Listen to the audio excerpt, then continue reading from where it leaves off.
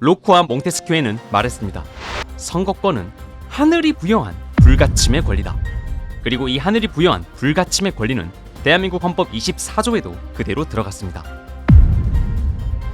모든 국민은 선거권을 가진다고 나와있죠. 거짓말! 청소년은 국민 아니에요?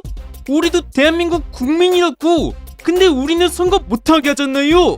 이번에 선거 연령이 19세로 낮춰졌기 때문에 그러니까 낮추려면 확 낮추지 왜 고3만 선거하게 하냐고! 나는 초3인데 나는 국민 아니냐고! 엄밀히 말하면 미성년자인 여러분도 사실 선거권을 가지고 있습니다. 다만 선거를 할 수 있는 그 기간이 18살 이후로 미루어져 있을 뿐이죠. 그래서 사실 헌법 24조는 이렇게 되어 있습니다. 모든 국민은 법률이 정하는 바에 의하여 선거권을 가진다. 그리고 이 법률 중에 하나인 공직선거법. 이 법에는 19세 이상의 국민에게만 선거권을 부여하고 있는 것이죠. 한편 이 법률이 정하는 바에 의해서 선거를 할 수 없는 사람들은 또 있습니다. 바로 감옥에 갇혀있는 수영자. 수영자는 선거를 할 수가 없습니다. 자, 의문의 시작은 과연 죄수들은 선거를 못하게 하는 것이 맞을까? 선거는 천부 인권이라며 하늘이 부여한 불가침의 권리라며 죄 조금 지었다고 왜 그걸 못하게 하지? 서울에 살고 있는 A. 이 남자는 업무방해죄를 저질렀습니다. 판결에서 징역 4개월을 받았지만 집행유예도 2년을 받았습니다. 그 덕에 감옥에 가지는 않았죠. 하지만 죄인은 죄인. 그 때문에 19대 총선에서 투표를 할 수가 없었습니다. 비록 지가 죄는 저질렀어도 집행유예 2년 받았단께요. 그래서 지는 감옥도 안 가고 현재 여러분과 똑같이 사회에서 생활하고 있단께로? 아, 그러면 나한테도 선거권은 줘야 하는 거 아니요? 선거권은 천부 인권의 권리라면서. 광주 교도소에 있는 B도 나름의 억울한 부분이 있습니다. 이제 지는 운전 중에 깜빡 졸다가 실수로 사중 추돌 교통사고를 냈고요. 현재 징역 8개월 받고 교도소에 있습니다. 나가 잘못을 안 했다는 것은 아니요. 근데 나는 깜빡 졸다가 실수로 사고를 낸 것이고 옆방에 456번 자하는 살인범이어라 살인범. 천마랑 나랑 엄연히 죄의 질이라는 것이 달라붙니. 선거는 똑같이 못하게 해보네. 그거 너무한 거 아니요? 안 그래요 여러분? 집행유예를 받은 자와 비교적 가벼운 죄로 감옥에 갇힌 자. 이들은 본인들도 선거를 하게 해달라고 헌법재판소에 요청했습니다. 때는 2012년이었습니다.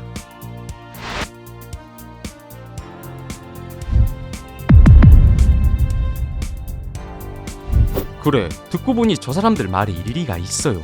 A는 집행유예 받고 일반인과 똑같이 사회생활도 하고 있잖아요. 투표를 하게 해줍시다.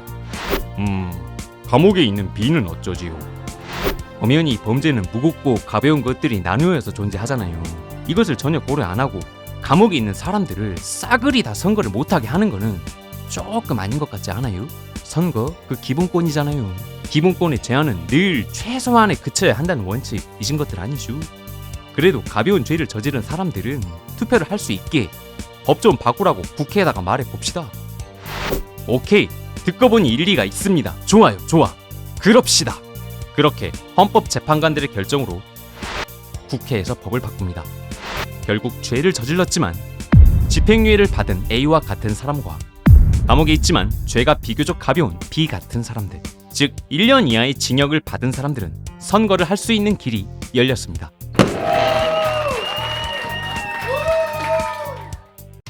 그런데 여기 감옥에 있다가 가석방이 되어 다시 사회로 나오게 된 C가 있습니다. 가석방이란 교정성이 양호하고 뉘우침이 뚜렷한 죄수를 형기가 만료되기 전에 석방하는 제도이죠.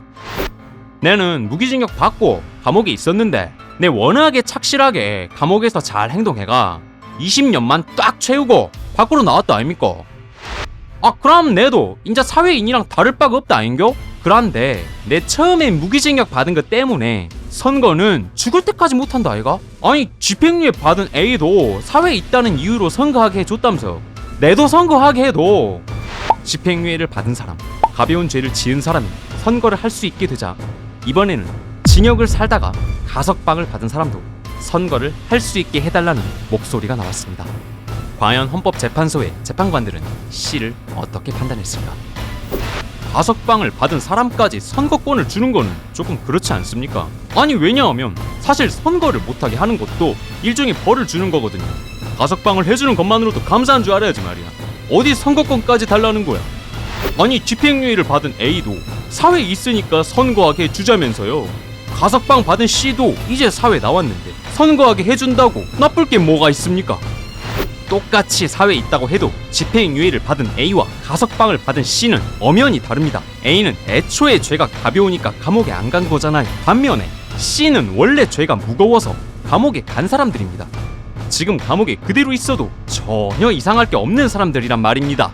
그저 법의 관용으로 사회에 나온 사람들이에요. 즉 가석방을 받고 다시 사회로 나왔다고 한들 C의 죄가 가벼워진 것은 아니지요. 가석방을 받은 사람들까지는 투표를 하게 하지 맙시다.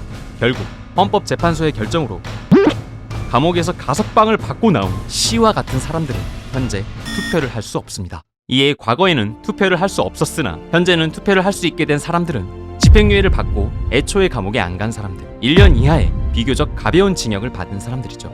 현재 1년 이하의 징역을 받은 사람들 중에서 투표 의사를 밝힌 수감자들은 수갑을 차고 호송줄을 한 상태에서 투표장에서의 소중한 한 표를 행사할 수 있다고 합니다.